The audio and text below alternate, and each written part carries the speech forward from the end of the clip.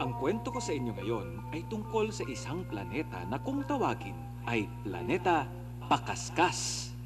Ibang uri ang planetang ito kasi lahat ng bagay sa planetang ito ay nakakain.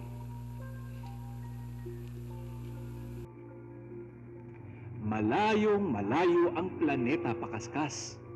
Lahat ng bagay sa planetang Pakaskas ay nakakain. Ang mga bundok ay matamis at masarap nguyain. Ang mga puno ay masarap ding kainin. Pati mga bahay at kalsada ay pwedeng kainin. Ang mga ilog at dagat ay parang gatas at pwedeng inumin. Nakatira sa Planeta Pakaskas ang mga nguyamyam. Mahilig kumain ang mga nguyamyam.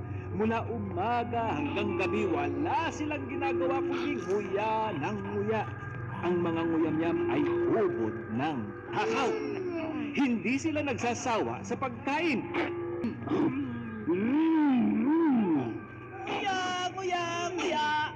Araw, gabi, walang tigil sa magnguya. Hindi nabubusog, hindi nagsasawa. Nguya, nguya, nguya. Nguya, nguya, nguya. Malakas kumain ang mga nguyamyam. Kaya hindi nagtagal, unti-unting nauubos ang kanilang masasarap na bahay, kalsada at puno. Hindi ito napapansin ng mga nguyamyam, maliban kay Ingolok. Napansin ni Ingolok na nauubos ang kanilang planeta. Mga kaibigang nguyamyam, tigilan na natin ang pagkain sa mga puno at bundok. Baka maubos ang Planeta Pakaskas. Pero hindi pinansin ng mga nguyamyam si Ingolok. Patuloy ang mga nguyamyam sa pagkain. Nguya, nguya, nguya. Araw, gabi, walang tigil sa pagnguya. Hindi nabubusog, hindi nagsasawa. Nguya, nguya, nguya. Nguya, nguya, nguya. Mga kaibigang nguyamyam, itigil niyo ang pagkain sa mga puno, lupa at bundok. Mauubos ang ating planeta. Sabi uli ni Ingolok. Ngunit hindi siya pinansin ng mga nguyamyam. Natakot si Ingolok. Alam niyang hindi magtatagal at mauubos na ang planetang Pakaskas.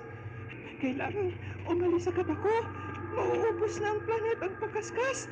Kailangan umalis ako ngayon din. Sabi ni Ingolok. Tumakbo siya patungo sa kanyang sasakyan at mabilis na lumipad papunta sa ibang planeta. Itong si Ingolok. Ilang sandali pa, nakalipad na sa kalawakan ang sasakyan ni Ingolok. Mula sa bintana ng sasakyan, sumulyap si Ingolok sa planetang Pakaskas. Nalungkot si Ingolok sa kanyang nakita. Kalahati na lang ang Planeta Pakaskas. Alam ni Ingolok na patuloy itong mauubos dahil hindi ito inaalagaan ng mga nguyamyam. Alam niyang patuloy sa pagkain ng kanilang planeta ang mga nguyamyam. Nguya, nguya, nguya. Araw, gabi, walang tigil sa pagnguya. Hindi nabubusog, hindi nagsasawa. Nguya, nguya, nguya. Nguya, nguya, nguya. Lumabag si Ingolok sa isang maliit na planeta.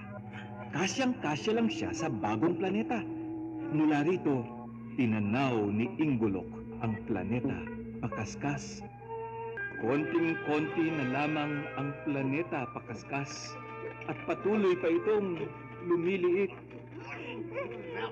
Tigilan niyo na pagkain sa ating planeta! Tigilan niyo na yan! Sigaw ni Ingolok. Pero alam niyang hindi siya maririnig ng mga nguyamyam dahil walang alam gawin ang mga ito kundi lumamon ng lumamon. Kahit nalulungkot, pinilit ni Ingolok na ayusin ang kanyang bagong planeta. Nag-iisip siya kung paano aalagaan ang kanyang bagong planeta. Nang muling tignan ni Inggolok ang planeta, napaluha siya.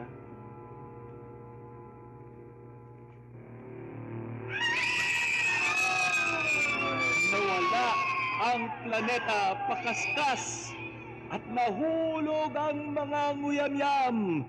Naubos ang planetang pakaskas dahil sa katakawan ng mga nguyamyam.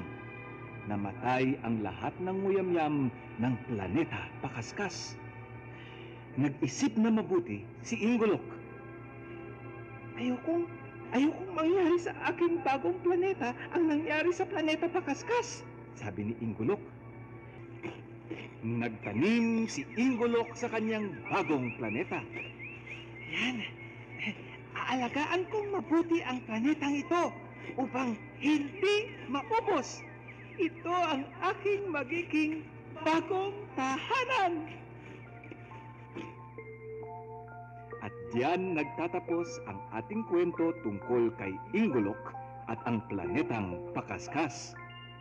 Magbantay kayo ha! Huwag ninyong pababayaang may kumain sa ating mga puno, bundok at lupa.